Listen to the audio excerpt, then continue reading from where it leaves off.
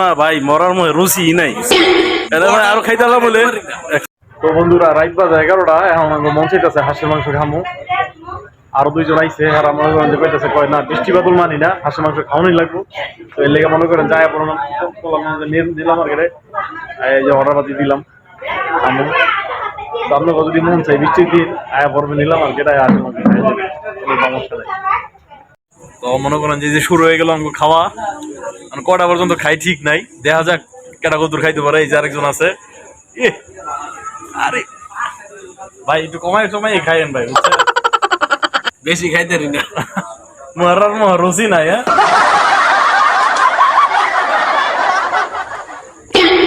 ঠিক আছে বন্ধুরা, অবশেষে আমরা খাওয়া দাওয়া কাছে গেল। তো আমরা জিজ্ঞেস করুন ভাই কটা কটা খাইছে। ভাই তুমি কটা খাইছো মাছ? আমি 3টা, বেশি না। 3টা? বেশি খাইতে পারি না। ও ভাই তুমি? এটা 5টা। 5টা খাইছো? আমি খাইছি 6টা, কিন্তু আঙ্গো না ভাই মরার মধ্যে রুচি নাই। আরো খাইতে বলে খাওয়া হয় না, এই যে সব সাপ, মরার মধ্যে কোনো রুচি নাই। এই যে